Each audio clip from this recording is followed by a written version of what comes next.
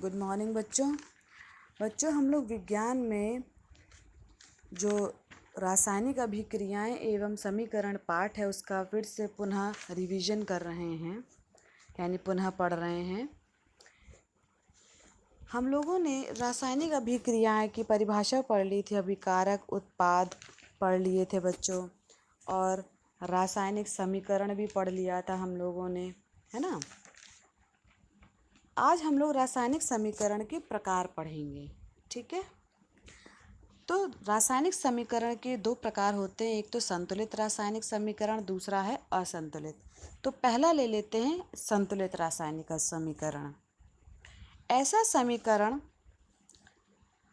जिसमें अभिकारकों और उत्पादों में प्रत्येक तत्व के परमाणुओं की संख्या बराबर हो, तो उसे क्या कहेंगे? संतुलित रासायनिक समीकरण कहेंगे। देखिए, हमने यहाँ पे अभिकारक लिया है, जिंक लिया है और H2SO4, ये दो अभिकारक हैं हमारे पास।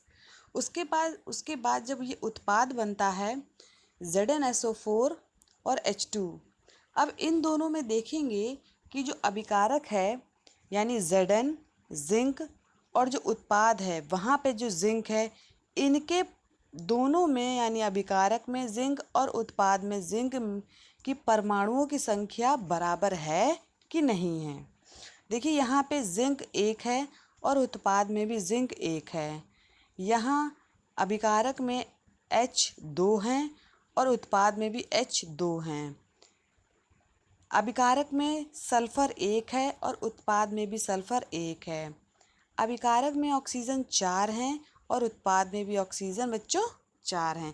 यानी कि ये जो अभिक्रिया है हमारी Zn प्लस H2SO4, ये जो अभिक्रिया है ये हमारी संतुलित रासायनिक अभिक्रिया है, यानी संतुलित रासायनिक समीकरण है ये, ठीक है। इस समीकरण में प्रत्येक प्रकार के तत्वों की तुलना करें तो अर्थात अभिकारकों और उत्पादों में तुलना करें तो जिंक के परमाणुओं की संख्या अभिकारक तथा उत्पाद में बराबर है। उसी प्रकार हाइड्रोजन की संख्या अभिकारक तथा उत्पाद में 2 है।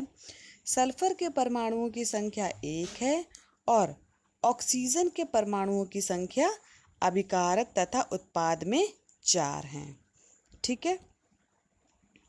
अब देखते हैं दूसरा बच्चों, दूसरा समीकरण कौन सा है? असंतुलित, ठीक है। असंतुलित शब्द से ही बच्चों क्लियर हो रहा है कि जो संतुलित नहीं है उसे कहेंगे असंतुलित, ठीक है। ऐसा रासायनिक समीकरण जिसमें अभिकारकों और उत्पादों में एक या अधिक तत्वों के परमाणुओं की संख्या असमान है, यानी कि बराबर नहीं है, असंतुलित रासायनिक समीकरण कहलाता है। उदाहरण ले लेते हैं बच्चों हम लोग। Mg प्लस O2 MgO बनता है, तो Mg अभिकारक में कितना है?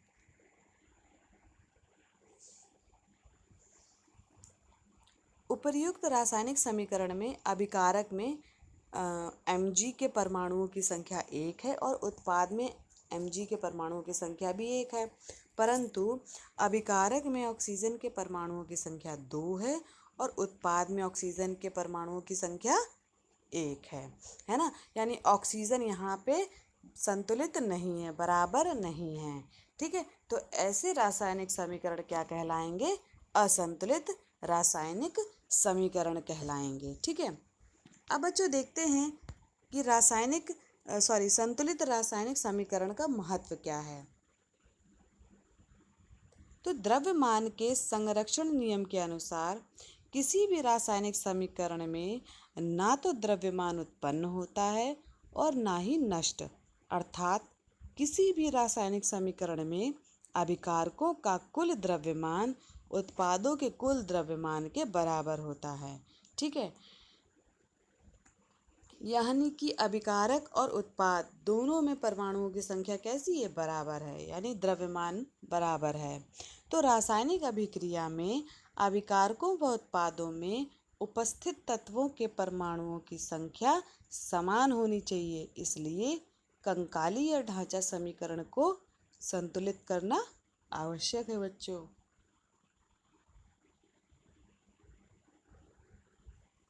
अब बच्चों नेक्स्ट वीडियो में हम लोग देखेंगे कि रासायनिक समीकरण को संतुलित कैसे करेंगे हम लोग।